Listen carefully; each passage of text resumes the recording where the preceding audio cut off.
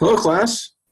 In this lecture, we're going to go over projectile motion in 2 dimensions.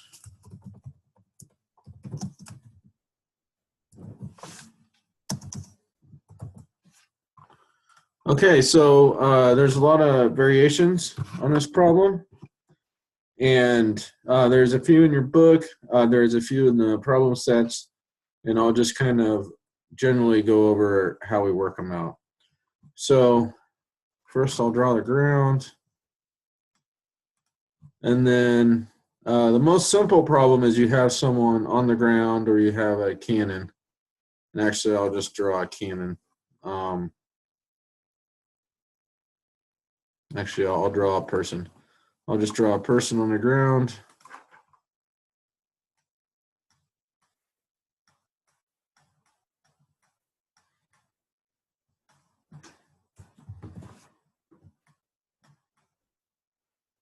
Okay, and they're going to have a ball. And they're going to throw that with a certain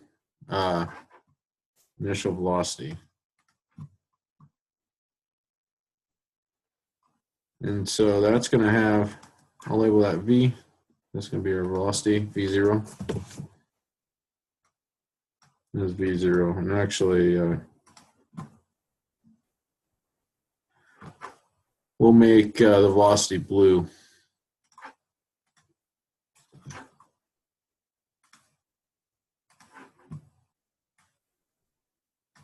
Okay. And I'll go ahead and draw the path. And so it's obviously, oh, I'm sorry. So it's going to be some kind of curved shape where I'll go up in the air and then eventually it's going to land down over there. And so this is going to have a certain, it's going to go to a certain height, maximum height, and it's going to go a certain distance. And so that distance we're going to call the range. And that's going to have a special name. So that's going to be the range. Then we know that this velocity is going to have, it's going to have an X component, it's going to have a Y component. And so I should draw the coordinate axis, X and Y.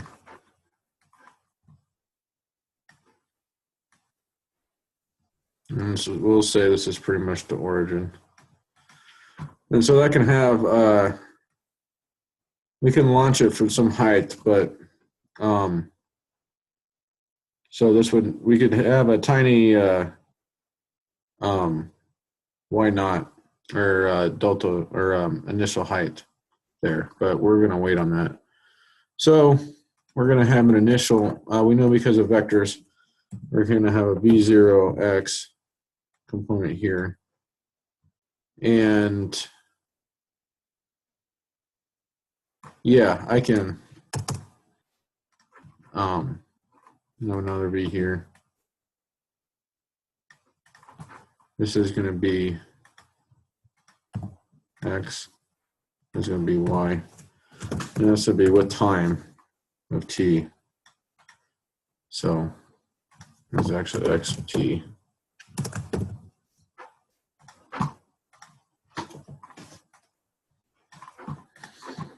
Okay, so for these, it's going to be, type it as a subscript 0y, and that's the notation in your book. And then this will be 0x.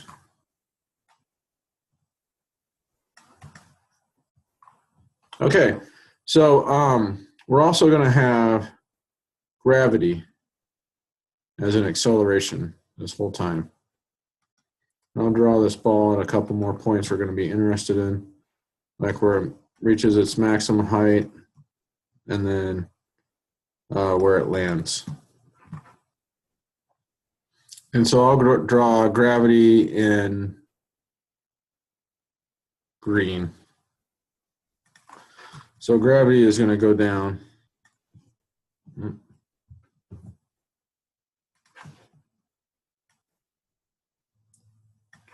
So that's going to be G as the acceleration.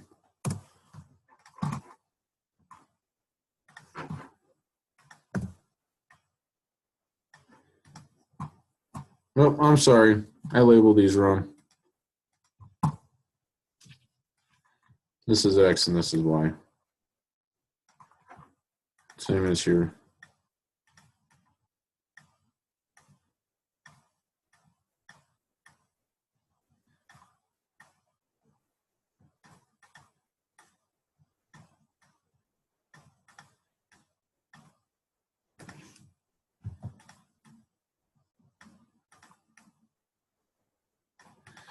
Okay, so we'll know at the top here, it's going to have some initial velocity y and some initial velocity x. It's going to have an acceleration down. So we do know that we're still going to have gravity acting downward there. We're also going to have gravity acting downward here.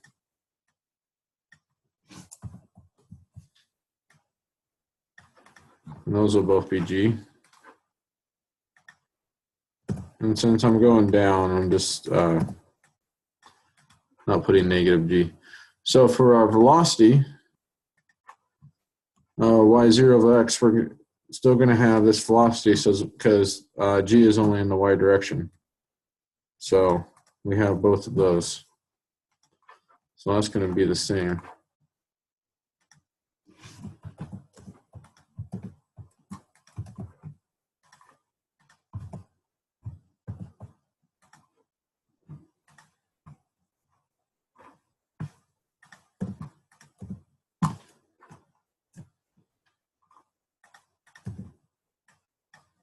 Okay. So this is actually Vx. So I'm going to sub x on these.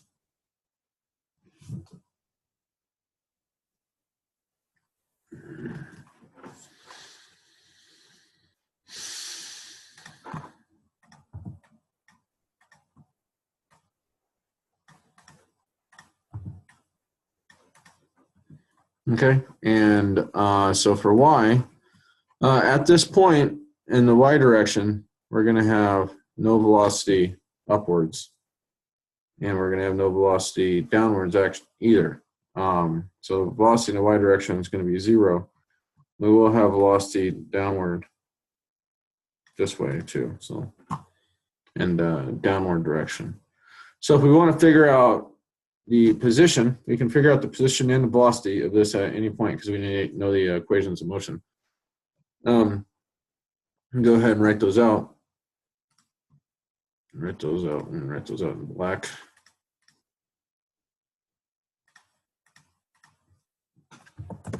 Okay, first we'll go x of t, that equals y0 of t plus v0x of t, and we have no acceleration. So that's going to be 0.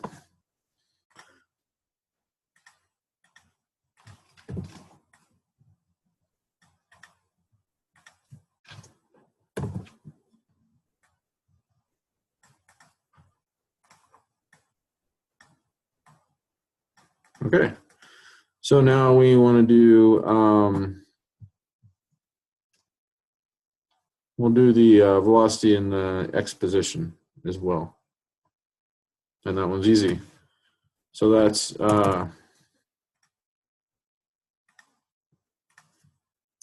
b of x of t. And that's going to be v0 x of t. And then we have no acceleration. So that one's going to be easy. It's going to be constant.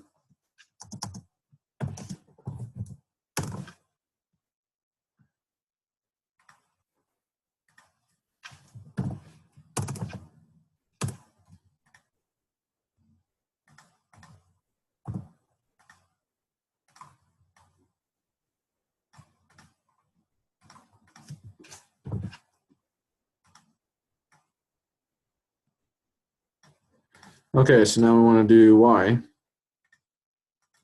So y of t is going to equal y0, initial height, plus the velocity, initial velocity in the y direction, y0v, and that's going to be minus g over 2 times t squared, like before. And so I'll fill that out with all the superscripts and exponents.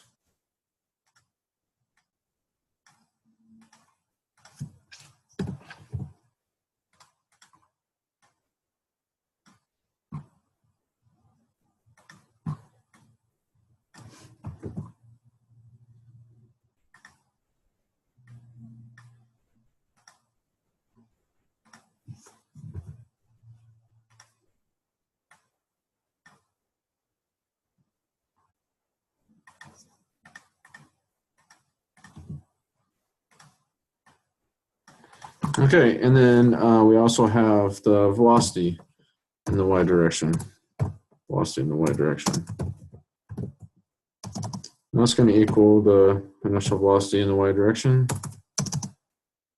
minus g times t.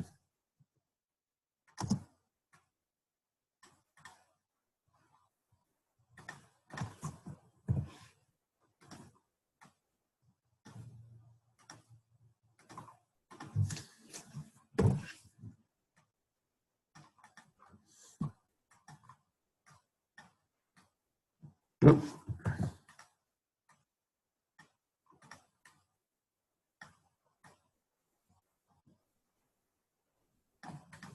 Okay, so for this projectile problem, we have all the equations of motion. And then we also can write them without time in terms of just the velocity, acceleration, and position. Just looking at this problem, some of these will go to 0. First, we know this is a constant, and initial velocity, or the velocity in the x direction, or horizontal velocity, is going to be constant the whole time. And so that's something real good to keep in mind. Also, this initial position is going to go to 0. In this problem. And then the y position, so if it was from the ground or right on the ground, that could also go to 0. This one here. And sometimes not. Sometimes we want to find the final position, so that might be 0. There's a problem you have to do that in. Then your book, sometimes we'll have to solve for the time. And as you saw in one dimension, also that ends up being a quadratic equation.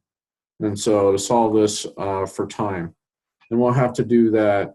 I'll solve that in another video. You had to do that in a problem in your book, or there was a problem in your book with a volcano. There was also a homework problem where Al was dropping a mouse. Then also the optimum angle for the maximum range. So range, as you can tell, if you're going to find this at the final time that it hits the ground, that's going to be x of t at the final time. So there's also this angle theta here, and that's the launch angle of the velocity.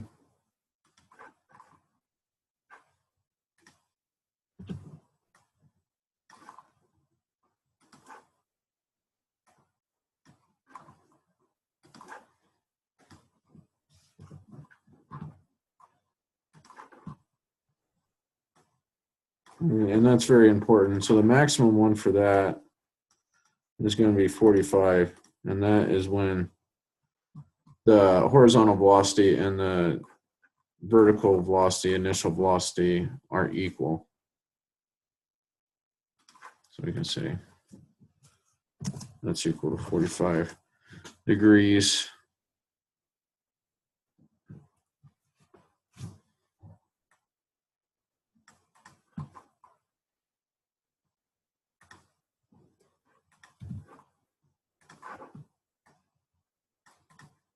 And then you can use trig identities to figure that out too. So I'll do that in another video.